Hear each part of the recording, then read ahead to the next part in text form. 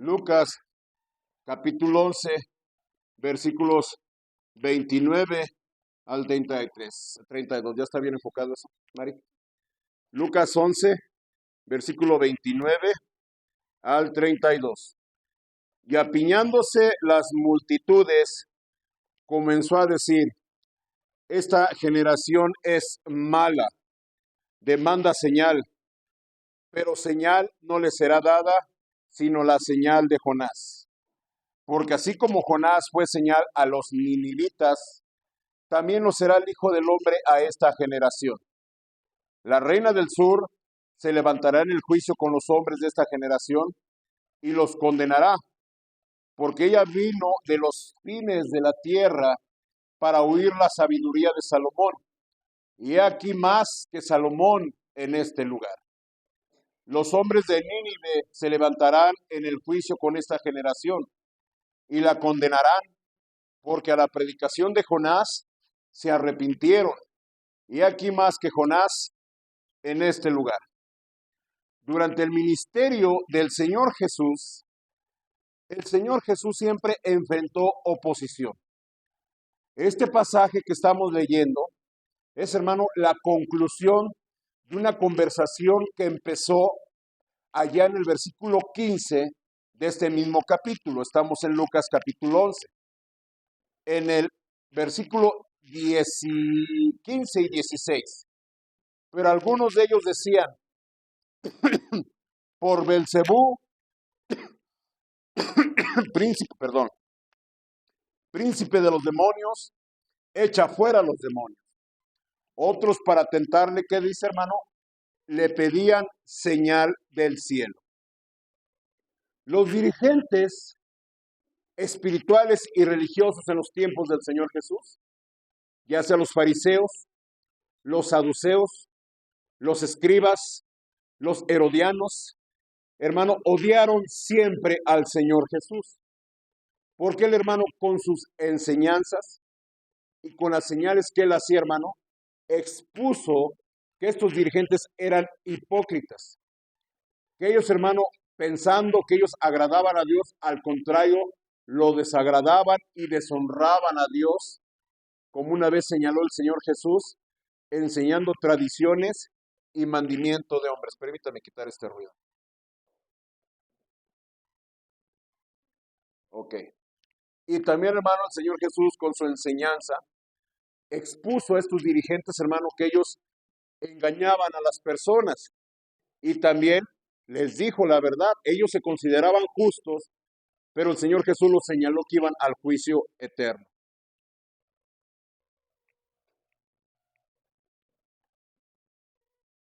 Muy bien, continuamos.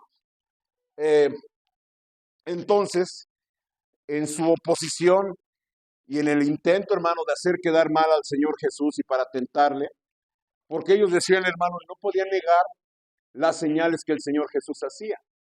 Aquí vemos, hermano, desde el capítulo 11, que él, hermano, sanó a una persona que estaba muda, y que decían los dirigentes espirituales y religiosos, que por el poder de Belcebú él echaba fuera demonios.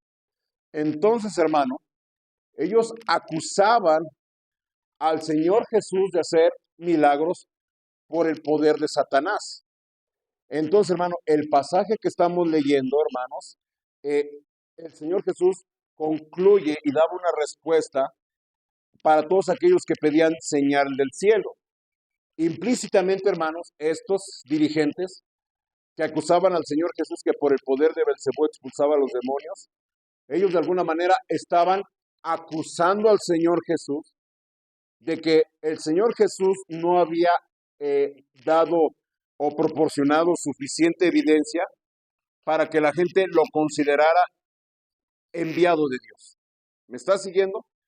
¿Sí me está entendiendo, hermanos? Los dirigentes acusaban que el Señor Jesús no venía de parte de Dios, que por Satanás hacía estos milagros. No lo podía negar, pero decían que por Satanás hacía estos milagros. Entonces le pidieron una señal del cielo. Ahora, cuando pedían ellos señal del cielo, en pocas palabras, estaban acusando al Señor Jesús que ellos estaban en pecado, porque según ellos, hermano, Jesús no había proporcionado suficiente evidencia de que él venía de parte de Dios. Entonces, hermano, los dirigentes judíos estaban pidiendo una señal del cielo para ellos determinar si Jesús venía de Dios o venía de parte de Satanás. Y esto, hermano, era ofensivo para el Señor Jesús. Ahora, hay que entender esto, hermano. Los evangelios nos dan registro de la vida y la obra del Señor Jesús. Los evangelios nos dan suficiente y bastante evidencia que Jesús es el Hijo de Dios. Entonces, hermano, no era falta de luz. Era, hermanos, que ellos tenían una falta de visión. No querían ver.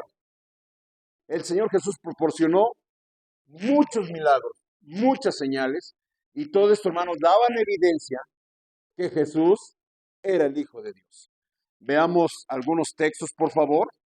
Juan, capítulo 5, versículo 36. Ayúdame rápido con los textos. Juan, capítulo 5, versículo 36. ¿Lo tenemos? Dice el Señor Jesús: mas yo tengo mayor testimonio que el de Juan, porque las obras que el Padre me dio para que cumpliese, ¿qué dice?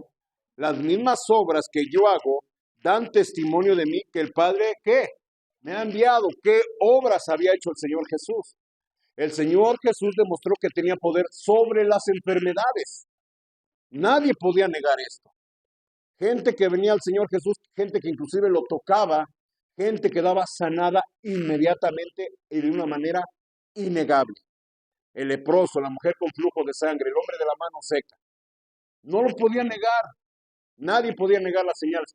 Al contrario, por eso la gente lo iba y lo buscaba, lo oprimía, tocaban su ropa porque se curaban. ¿Sí? ¿Qué otras señales daba el Señor Jesús? Él demostró que tenía poder sobre la naturaleza. Recordamos, hermano, cuando calmó la tormenta en medio del mar de Galilea. Recordamos ese pasaje, que el Señor Jesús se levanta y dice: calla, enmudece. Y enseguida dice la Biblia que esa es una gran bonanza. Y los discípulos se espantaron de ello.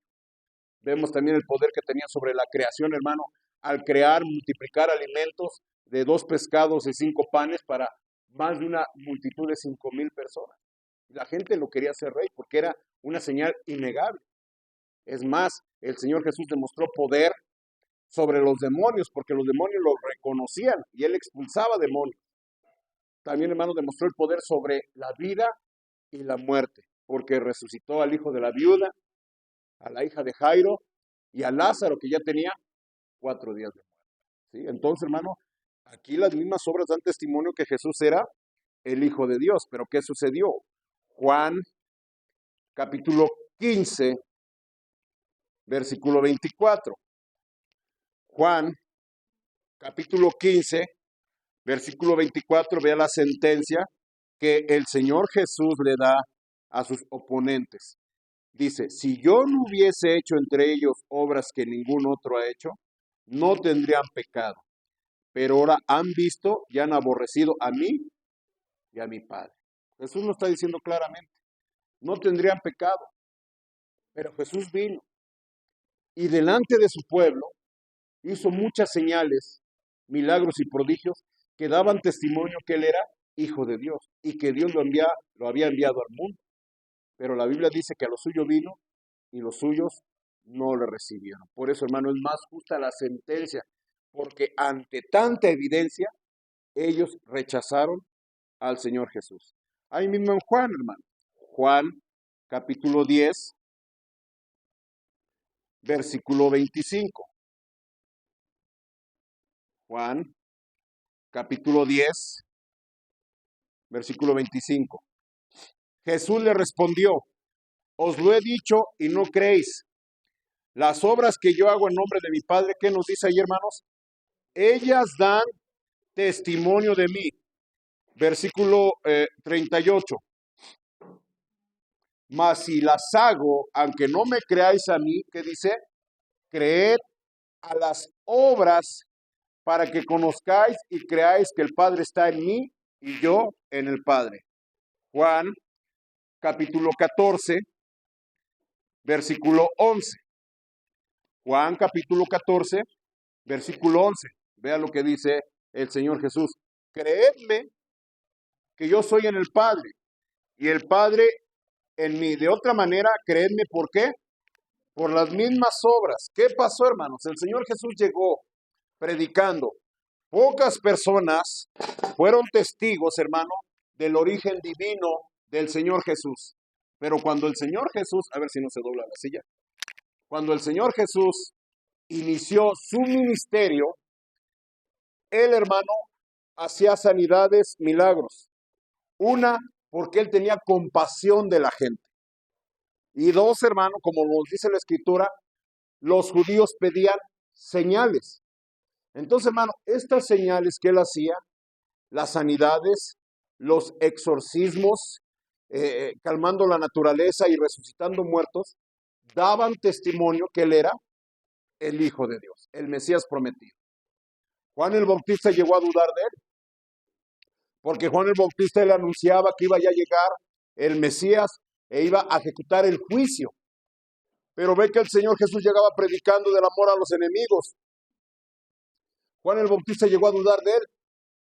Y ya Juan, estando encarcelado, le manda unos mensajeros al Señor Jesús, diciéndole, ¿eres tú el que había de venir o esperaremos a otro? ¿Y cuál fue la respuesta del Señor Jesús? Los ciegos ven, los cojos andan, los sordos oyen, los mudos hablan, y a los pobres es al anunciado el Evangelio. ¿Qué más evidencia quería Juan el Bautista de que Jesús efectivamente era el Hijo de Dios? Por eso dice el Señor Jesús, esta generación es mala, porque demanda ¿qué? Señal. Habiendo tantas señales, todavía estas personas, por el odio que le tenían al Señor Jesús, demandaban una señal, diciendo coloquialmente, pues ¿qué más señal quieren? ¿Quién demostró poder sobre las enfermedades, sobre la muerte, sobre los demonios, sobre la naturaleza? Eran las credenciales que desde el Antiguo Testamento se habían anunciado que el Mesías prometido iba a realizar. Y más aún, cuando Jesús predicaba, la Biblia nos dice que él predicaba con autoridad y no como los escribas. Ahí mismo en Juan vemos un pasaje de cuando los dirigentes religiosos mandaron a arrestar al Señor Jesús, y cuando ellos regresan y no lo traen, los dirigentes le reclaman por qué no lo trajeron arrestado. Y ellos respondieron en Juan capítulo 7, versículo 46. ¿Estamos ahí? Los alguaciles respondieron, jamás hombre alguno ha hablado como ¿quién? Como este hombre. Imagínense, hermano, la enseñanza excepcional del Señor Jesús. Imagínense, hermano, escuchar, predicar al mismo Señor Jesús. Las multitudes lo seguían, le predicaba a las multitudes. La Biblia da testimonio que la gente se quedaba con él días escuchándolo. Entonces, hermano, su predicación, su enseñanza y todos los milagros que él realizó, hermanos, daban evidencia, mucha evidencia, que él efectivamente era el Hijo de Dios. Y por lo tanto tuvieron que haberlo escuchado y aceptar la exhortación que el Señor Jesús hacía. Pero ¿qué hacían los dirigentes? Cuando ellos se vieron expuestos y evidenciados por el Señor Jesús, ¿qué decían? Por el príncipe de Belcebú, por el poder de Belcebú, hace estas señales. Y le pedían señal del cielo. Entonces, hermano, aquí se revela su maldad. Su maldad, hermano, porque ellos no aceptaban la realidad del Señor Jesús. Las credenciales del Señor Jesús eran más que suficientes y estaban por todas partes. Pero ¿qué sucedió con esos dirigentes? Ellos se negaron a ver la realidad. Ellos, cegados por su odio, su resentimiento, no quisieron aceptar la verdad del Señor Jesús y por lo tanto lo rechazaron. Y esa es una exhortación, hermano, para nosotros en nuestros tiempos. Hay gente, hermano, que con tanta evidencia no quiere creer. Con tanta evidencia, con tantos testimonios, mucha gente no acepta el mensaje de salvación que nos relatan los evangelios.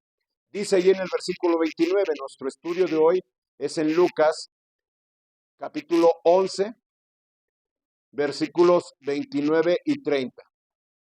Y apiñándose las multitudes, comenzó a decir, ¿qué dice, hermanos? Esta generación es mala, demanda señal, pero señal no le será dada sino la señal de Jonás. Así es, hermano. Cuando dice generación, hay dos sentidos en que la palabra generación se usa. Generación, hermano, es la multitud o son las personas que están vivas en determinado tiempo. Por ejemplo, esta es nuestra generación. Amén, hermanos. Todos los que estamos vivos en este momento en todo el planeta. ¿Sí? Se habla de la generación X, ¿verdad? La generación X, ¿verdad? Que es una década antes del año 2000. Todos los que nacieron entre, bueno, si no me equivoco, entre 1990 y 2000 son la denominada generación X. Los millennials, ¿quiénes son los millennials? Los que nacieron a partir de qué? Del año 2000, ¿verdad? Son la generación de los millennials, ¿verdad? Uno los llama la generación de cristal, ¿verdad? Pero no vamos a entrar en detalles, ¿verdad? Para que nadie se ofenda. Muy bien. Entonces, hermano, cuando el Señor Jesús dice esta generación, se está refiriendo a la nación de Israel que en ese momento estaba viva, ¿sí? La generación de Israel de ese tiempo tuvo el privilegio, hermano, de ver de primera mano los milagros y las señales del Señor Jesús. Todos en nuestros tiempos anhelamos, ¿verdad? Ver los milagros, las señales, haber visto al Señor Jesús. No tenemos ese privilegio. Pero esta generación, la que estaba viva en ese tiempo, sí tuvo ese privilegio. Ahora dice el Señor Jesús, esta generación es mala. No, hermano, porque fueran pecadores, porque la Biblia dice claramente que todos hemos, ¿qué? Pecado. La generación de Israel en ese momento, hermanos, no eran idólatras, no eran, hermanos, perversos, eran sumamente religiosos. Y, hermano, el peligro de ellos, hermano, que eran sumamente religiosos, y ellos confiaban en su propia justicia. ¿Qué significa? Que ellos confiaban que con sus propios méritos y con sus mismas obras, ellos iban a obtener el favor de Dios y por consiguiente ellos estaban salvados y que no tenían nada de qué arrepentirse. Fue el reproche que Juan el Bautista les hizo cuando ellos venían a bautizarse, la predicación de Juan el Bautista. Juan el Bautista, ¿qué les decía? No piensen que son hijos de Abraham, porque aún Dios puede sacar hijos de dónde? De debajo de las piedras. ¿Cómo lo recibía Juan el Bautista cuando se iban a bautizar? Hipócritas, serpientes, generación de víboras. Porque ellos confiaban que eran hijos de Dios, que no tenían nada de que arrepentirse. Ellos estaban confiando en su sistema externo de religión, en prácticas externas, sin una verdadera conversión. Y ese era, hermano, el peligro en el que estaban. Por eso les dice, hermanos, que era una generación mala. Usted sabe, no aceptaban el mensaje del Evangelio donde dice que todos hemos pecado y estamos destituidos de la gloria de Dios. Los judíos de ese tiempo se consideraban distintos a los extranjeros. Repito, ellos pensaban que ya eran hijos de Dios por nacimiento, como dicen, ¿verdad? En la UNAM, por pase automático. Ellos pensaban por ser descendientes directos de Abraham, ya estaban salvados y que no tenían nada de qué arrepentirse. Entonces, cuando el Señor Jesús llega con el mensaje, arrepentidos porque el reino de los cielos se ha acercado, hermanos, fue cuando comenzaron a rechazar. Porque ellos dicen, no tenemos nada que arrepentirnos. Y Jesús, ¿qué les decía? Hipócritas, generación de víboras. Porque, hermanos, ellos no aceptaban que tenían que arrepentirse de sus pecados para ser salvos. Entonces, hermano, mucha gente estaba enfurecida con el Señor Jesús. Ve, hermano, aquí las condiciones del Evangelio para ser salvos. Dice allí en Mateo capítulo 5. Mateo capítulo 5, versículos 3 al 6. Me dice cuando lo encuentre. Mateo capítulo 5, versículos 3 al 6. Dice, bienaventurados los pobres en espíritu, porque de ellos es el reino de los cielos. Bienaventurados los que lloran, porque ellos recibirán consolación. Bienaventurados los mansos, porque ellos recibirán la tierra por heredad. Bienaventurados los que tienen hambre y sed de justicia, porque ellos serán saciados. Hermano, la salvación viene solamente para aquellos que se reconocen que están en una bancarrota espiritual. La salvación viene para aquellos que reconocen que son pecadores y que no hay nada en ellos que tenga un mérito para recibir la salvación. Contrario de los judíos. Los judíos de ese tiempo, ellos pensaban que ya merecían la salvación. Es más, que ya tenían la salvación. Recuerda las palabras del rico que le dijo al Señor Jesús: Maestro bueno, ¿qué necesito hacer para recibir la vida eterna? El Señor Jesús le dijo: pues guarda los mandamientos. No matarás, no mentirás, no fornicarás, no adulterarás, honra a tu padre y a tu madre. ¿Y qué dice el rico? Todo esto lo he guardado desde mi juventud. Hermano, ¿eso será cierto? ¿Quién guarda a plenitud los mandamientos de Dios? ¿Quién los guarda? Nadie. La misma Biblia dice que los que andan en la carne no pueden agradar a Dios.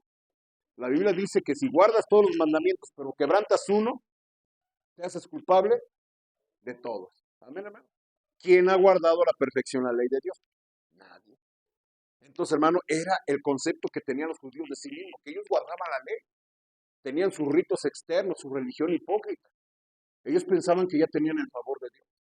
La oración del fariseo refleja esta mentalidad. Recuerda la oración del fariseo que llega al templo y dice la Biblia que oraba consigo mismo diciendo: Señor, te doy gracias, ¿que qué? Que no soy como los demás hombres.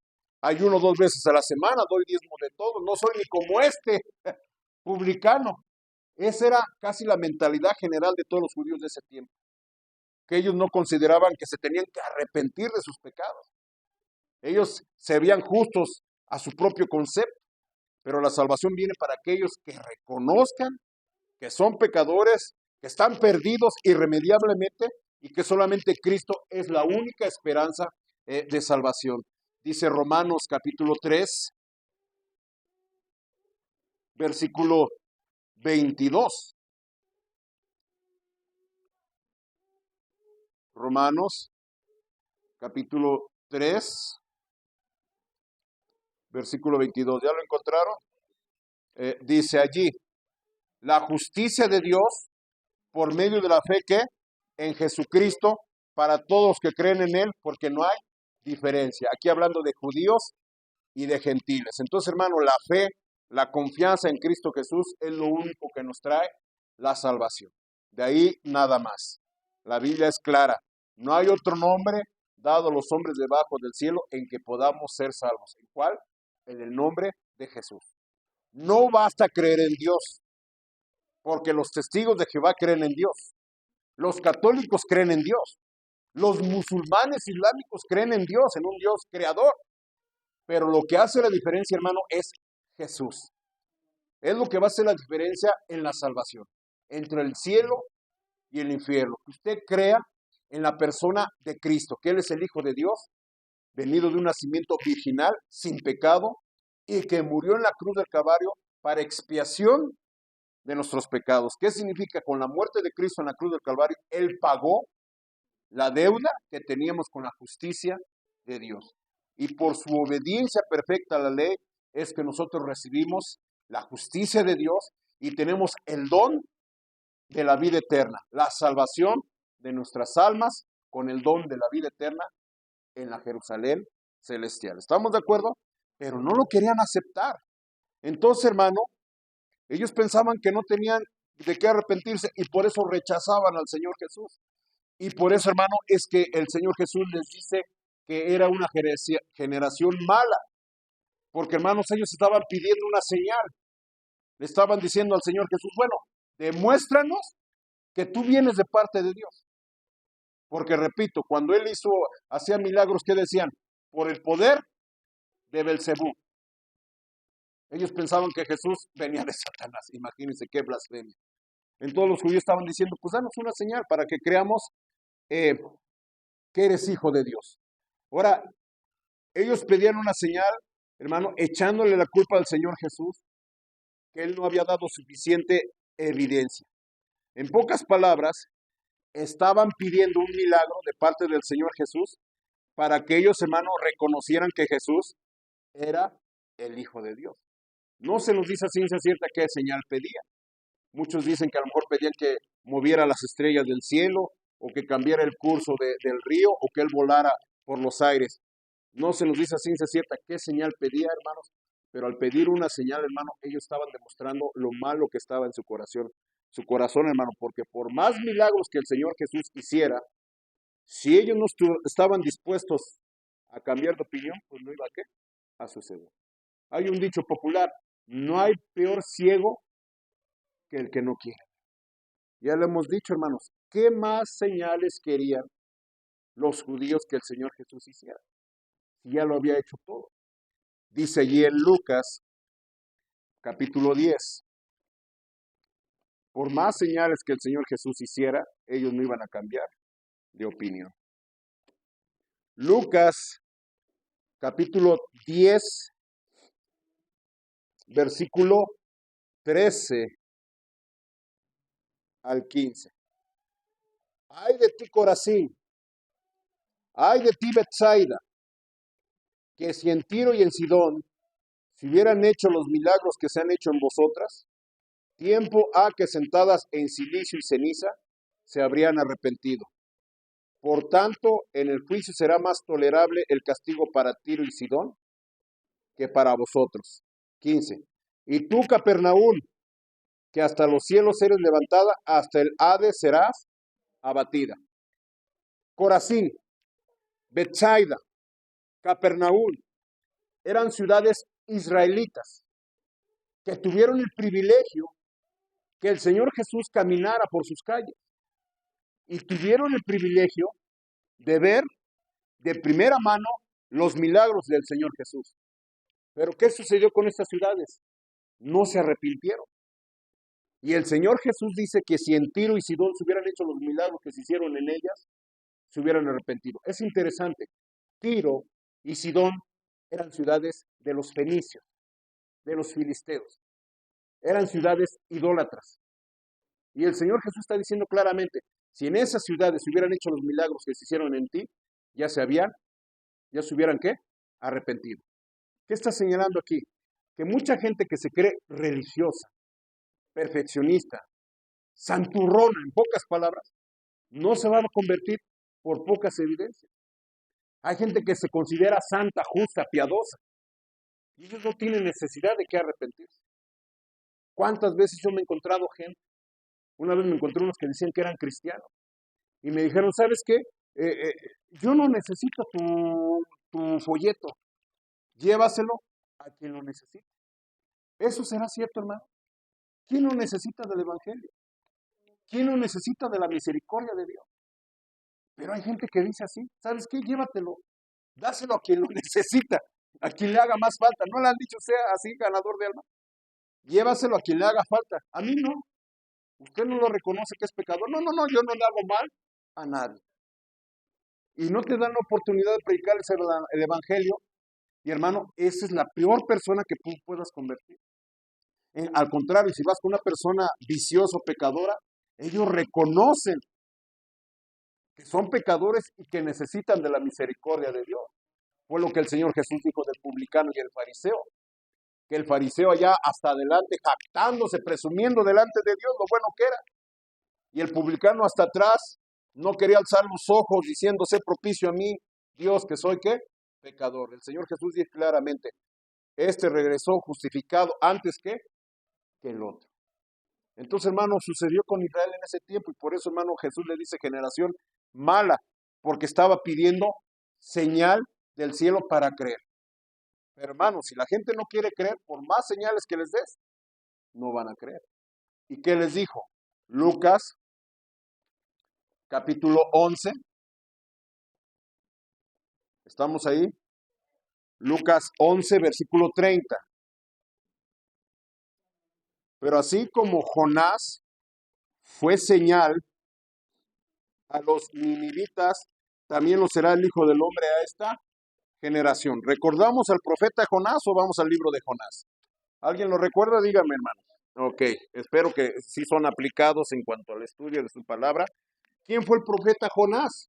Un profeta del Antiguo Testamento que Dios le ordenó que fuera a la ciudad de Nínive, una ciudad extranjera, una ciudad pagana, idólatra, pero Dios mandó al profeta Jonás que les predicara para que ellos se arrepintieran, porque Dios había determinado destruir esa ciudad.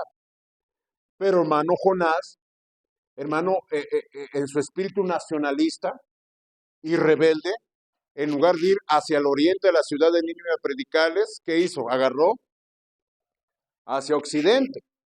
Dice que fue a la ciudad de Jope, que es un puerto marítimo del mar Mediterráneo, pagó su pasaje con rumbo a Tarsis, que se creía que era una ciudad que estaba en lo que es actualmente España. Pero usted sabe, vino una tormenta por causa de la rebeldía de Jonás. Jonás le pidió a los marineros, ¿qué les pidió Jonás? Arrójeme al mar y se va a calmar la tormenta. Jonás dijo, bueno, ya quería acabar con su vida Jonás, pues ya, écheme al mar.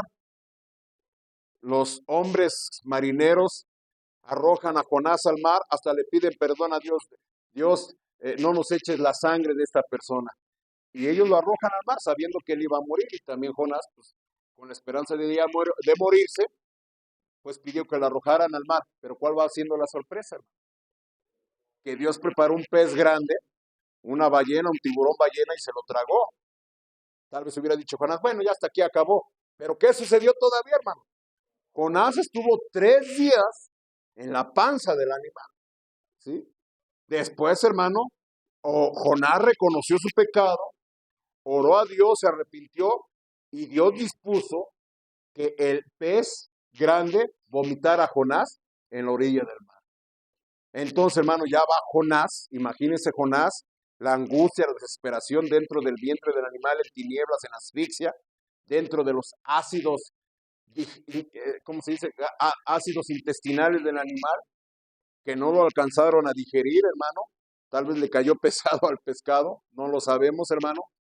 Pero imagínense Jonás todo maltratado, aún así fue a predicar, ya arrepentido a la ciudad de Nínive. ¿Qué sucedió, hermano? Para todos los hombres, Jonás ya estaba, ¿qué? Muerto. Imagínense los marineros en medio de una tormenta, en medio del mar. Yo les preguntaba la otra vez, ¿ha usted estado en una tormenta en medio del mar? ¿Ha estado usted en medio del mar abierto? Pero en el mar abierto, perdido que no vea la cosa buena, dice el mar. Ahí dice el hermano Tapia que sí, ¿verdad? Yo lo más profundo que he estado en el mar, hermanos, allá en Allende y Coaxacualcos, hermano, que la panga tiene que atravesar el río Coaxa casi de unos 400 metros menos, ¿verdad? Pero se siente horrible, hermano, ahí vas arriba y todos pensaron que Jonás estaba muerto, pero ¿cuál va siendo la sorpresa? Que Jonás después de 3 días apareció vivo. Y entonces, hermano, esa fue la señal para los ninivitas. Que, hermano, Dios liberó de la muerte a Jonás. Y entonces, hermano, ellos se arrepintieron. Porque, hermanos, para los de Nínive, Jonás fue una señal de la misericordia de Dios. Que estando muerto, Dios lo rescató de una muerte segura y lo trajo a tierra. Los ninivitas, viendo esta señal, se arrepintieron. ¿Qué señal nos dio el Señor Jesús, hermano? ¿Cuál fue la última grande señal que el Señor Jesús demostró que era hijo de Dios? Su resurrección. Dice allí en Romanos capítulo 1. Romanos capítulo 1, versículo 3, 1 hasta el 4. Pablo, Romanos 1, Pablo, siervo de Jesucristo, llamado a ser apóstol, apartado para el evangelio de Dios, que él había prometido antes por sus profetas en las Santas Escrituras, acerca de su Hijo, nuestro Señor Jesucristo, que era del linaje de David según la carne, que fue declarado, ¿qué, hermanos? Hijo de Dios con poder, según el Espíritu de Santidad. ¿Por qué? Por la resurrección de entre los muertos. Esa fue la más grande y definitiva señal de que Jesús es el Hijo de Dios, que Él resucitó de entre los muertos. Si Jesús no hubiera resucitado de entre los muertos, Hubiera sido como cualquier hombre como nosotros. Amén, hermano. Muere como todos nosotros. Pero cuando Cristo resucita, es una evidencia innegable de que Él es ¿qué? Hijo de Dios. Dice allá en el libro de Apocalipsis, Jesús da testimonio. Dice, aquí que vivo y estuve muerto, pero aquí que vivo por los siglos de los siglos y tengo las llaves de la muerte y del Hades. ¿Qué significa? Que también Cristo al resucitar tiene el poder sobre la vida y sobre la muerte. ¿Qué más evidencia de que Jesús era el Hijo de Dios? Dice, ya no les voy a dar más señal a ustedes. La señal que van a recibir es la del profeta Jonás. Así como Jonás tuvo 3 días y 3 noches en el vientre del animal, así el Hijo del Hombre va a estar sepultado 3 días y 3 noches, pero al final, ¿qué? Va a resucitar. Y la resurrección es la declaración final de que Jesús era el Hijo de Dios. Pero ¿qué sucedió con estos dirigentes? Veamos en Mateo, capítulo 28. En Mateo,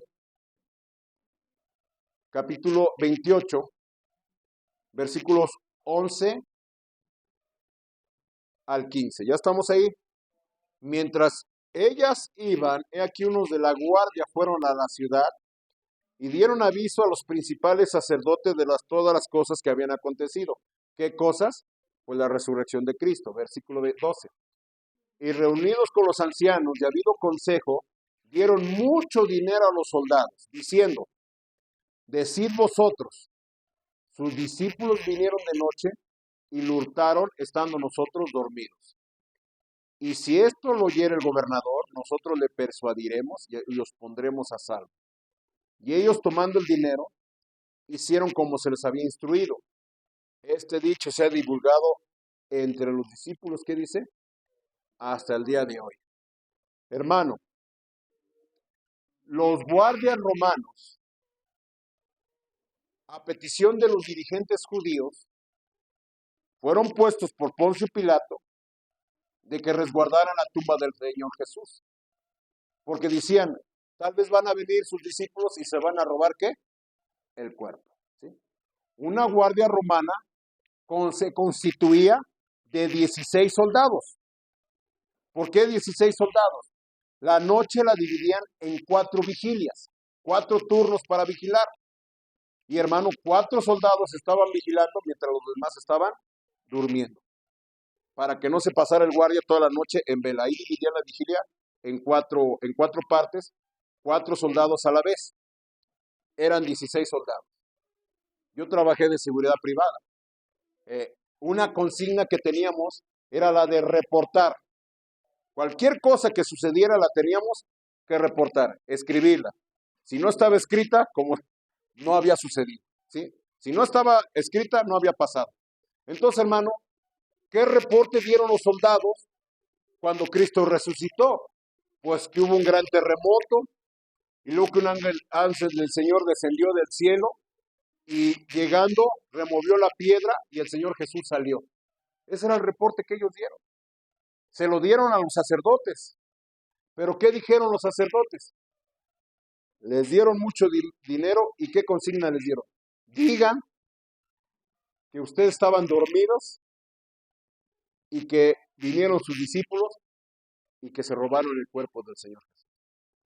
¿Qué sucede, hermano? Aún los dirigentes judíos no podían negar que el Señor Jesús había resucitado. ¿Estamos de acuerdo? Y por eso le ofrecieron mucho dinero a los guardias. Porque si un guardia se quedaba dormido, hermano, el castigo era la muerte. No como ahora que te descuentan el turno, ¿verdad? Cuando una vez me llegaron a descontar un turno, a ver, pero no voy a entrar en esa historia. Hermano, pues claro, les dieron mucho dinero. Y estos soldados, pues a causa del soborno, dijeron eso, hermano, pero no podía negar que el Señor Jesús había que resucitar. Entonces, hermano, ¿cuál es la gran enseñanza? Que por mucha evidencia que se le dé a una gente, si esta persona no quiere creer, por demás está todas las señales, todas las explicaciones. Los dirigentes judíos, ellos habían decidido en su corazón rechazar al Señor Jesús. ¿Por qué? Porque afectaba sus intereses personales, afectaba su prestigio ante la gente. Y hermano, los ofendía que el Señor Jesús les dijera: hipócritas, generación de víboras. Arrepiéntanse. ¿Cómo van a escapar ustedes de la ira venidera si no hacen frutos dignos de arrepentimiento? Y también menciona el Señor Jesús, veamos ayer en Lucas, capítulo 11, Lucas capítulo 11, versículo 31 y 32. La reina del sur se levantará en el juicio con los hombres de esta generación y los condenará, porque ella vino de los fines de la tierra para oír la sabiduría de Salomón. Y hay aquí más que Salomón en este lugar.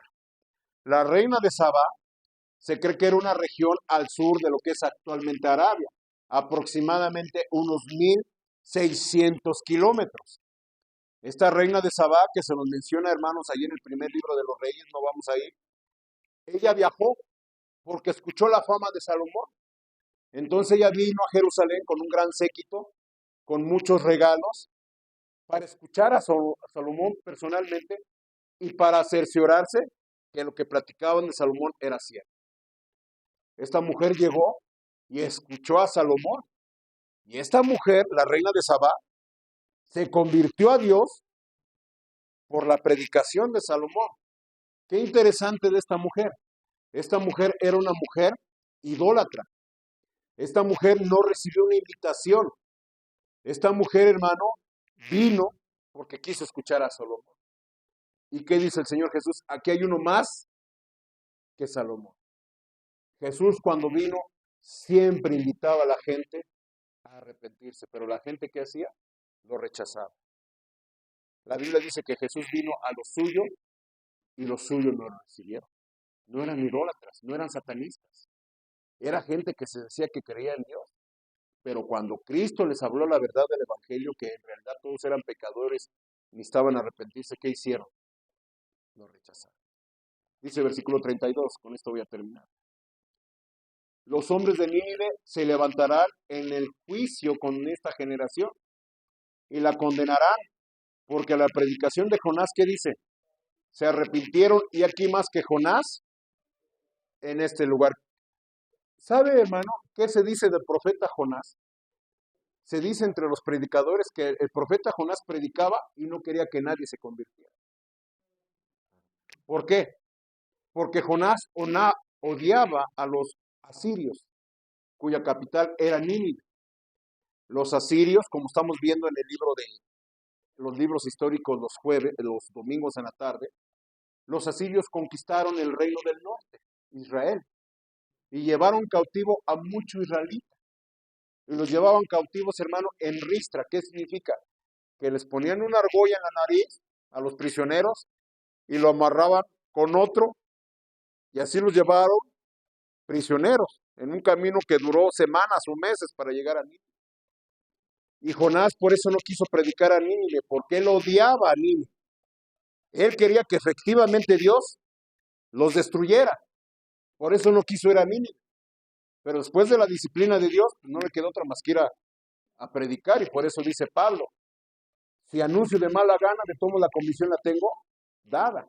Entonces, hermano, Jonás no llegó ofreciendo la misericordia de Dios. Jonás no llegó predicando el arrepentimiento. Jonás que llegó diciendo, de aquí a 40 días Dios va a destruir esta ciudad. No les dijo que se arrepintieran. Simplemente les anunció que Dios iba a destruir esa ciudad. Pero ¿qué sucedió con la ciudad de Nínive? Todos se arrepintieron. El rey proclamó ayuno, dijo, no coma a nadie ni a los animales. Les den de comer. Y todos siéntense y vístanse de cilicio y siéntanse sobre ceniza. Quizá Dios tenga misericordia de nosotros. Y Dios, viendo el arrepentimiento de ellos, ya no descargó su ira sobre ellos. Pero Jonás no predicó el arrepentimiento. Jonás predicaba juicio y destrucción. Pero, hermano, Jesús llegó ofreciendo el perdón, la misericordia. Él llegó diciendo, venid a mí todos los que estáis trabajados y cargados. ¿Y qué dice? Y yo os haré descansar. Llega Jesús predicando el mensaje de arrepentimiento. ¿Y qué hicieron los de Israel? Lo rechazaron. Por eso dice que los de Nínive van a condenar a esa generación. porque ellos a la predicación de un profeta que no era nada amoroso, ellos se arrepintieron. Y llega predicando Jesús el amor del Padre para con su pueblo, pero los suyos no le reciben. El gran mensaje para nosotros, hermano, todos nosotros necesitamos de la misericordia de Dios. No confiemos en nuestra propia justicia, en nuestros propios méritos, ¿sí? Y hermano, ¿qué más señal queremos si ya la Biblia nos ha dado testimonio de que Jesús es el Hijo de Dios y Él es el único que está por la propiciación de nuestros pecados? Y la señal final que el Señor Jesús hizo en su ministerio terrenal y la más definitiva es que Él resucitó. La Biblia dice claramente, si crees en tu corazón que Dios le levantó de los muertos, serás ¿qué? Salvo. Pastor, ¿y cómo sé que Jesús resucitó? Y una vez dimos una clase de eso. ¿Sabe cuál es una prueba innegable de que Jesús resucitó? El que hoy usted y yo estemos aquí reunidos. Cuando Cristo fue crucificado, ¿qué hicieron sus discípulos? Cuando Cristo fue arrestado, ¿qué hicieron sus discípulos? Se escondieron, todos huyeron. Cuando Pedro le dijeron, tú eres uno de ellos, tú andabas con el Galileo, hasta tu forma de hablar, tú eres de ellos. ¿Qué hizo Pedro? Lo negó por miedo, por temor, estaban escondidos. Cuando Cristo resucita, a las mujeres lo fueron a ver a ellos. La Biblia dice que ellos estaban escondidos. Pero ¿qué sucede después? Jesús se aparece a ellos resucitado. Cuando ellos vieron a Jesús resucitado, entonces creyeron que Jesús era quien decía que era, el Hijo de Dios. Y eso fue, hermano, lo que les dio el valor de predicar aún hasta la muerte, que Jesús era ¿qué? El Hijo de Dios. Después Pedro, ya lleno de valor, predicaba con denuedo la palabra de Dios. Después los arrestaron y los amenazaron. No les dijimos que no anuncien en el nombre de Jesús el perdón de pecados. Y Pedro, ¿qué decía? No podemos dejar de decir lo que hemos visto y oído.